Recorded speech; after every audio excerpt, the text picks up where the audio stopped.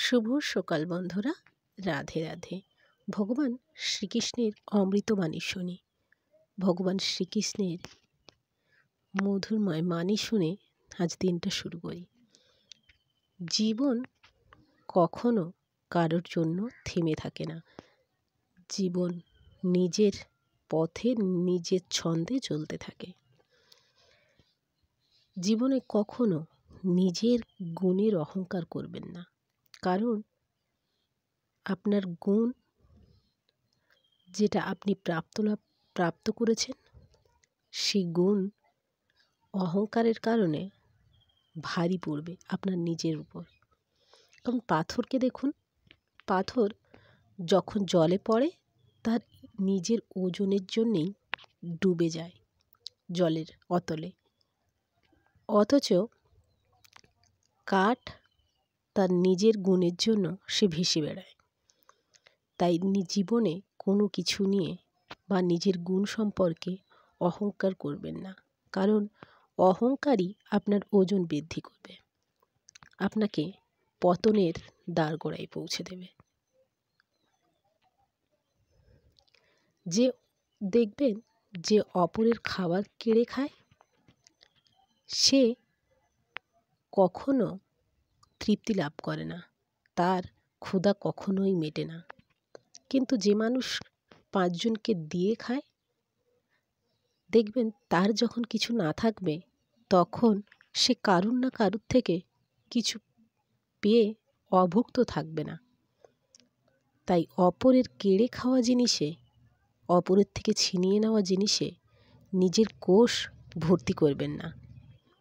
সকলকে নিজের কোষ সকলকে দানের মাধ্যমে নিজের অসুবিধার সময় কেউ না কেউ আপনার অভুক্ততা বুঝে আপনাকে খাবার যোগাবে। এটাই সৃষ্টির নিয়ম।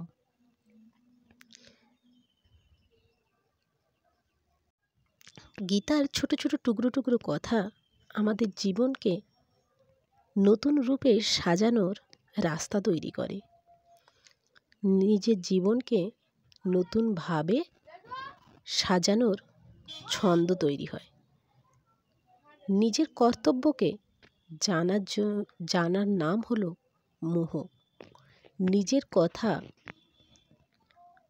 ভাবাই গর্ব।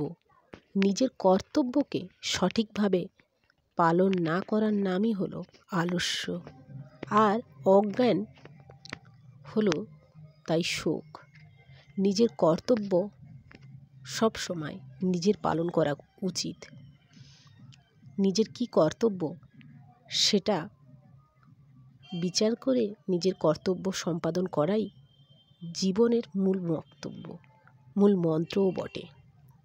সব সময় নিজেকে নিয়ে ভাবা, নিজের কি করে উন্নতি হবে সেই চিন্তা না করে সকলের কিভাবে উন্নতি হবে নিজের মাধ্যমে সেই চেষ্টা করাটাই জীবনের সার্থকতা। নিজের কর্তব্য সব সময় পালন করা উচিত, কেননা তোমার কর্তব্য তোমার অন্যের প্রতি চিন্তাভাবনা তোমাকে মানসিক শান্তি যেমন দেবে, তেমনই তোমার সাথে সাথে আর থাকা মানুষগুলো সঠিকভাবে তোমার থেকে তার ফল পাওয়ার পর তোমাকে মন থেকেই তারা গ্রহণ করবে। আর নিজের কর্তব্য সঠিকভাবে পালন করো, সেখানে কখনো আলস্যামি করো না। আলসেমি তোমার কর্তব্যে বাধা হয়ে দাঁড়াবে। তাই সবসময় চেষ্টা করো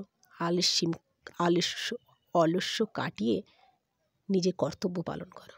রাধে রাধে।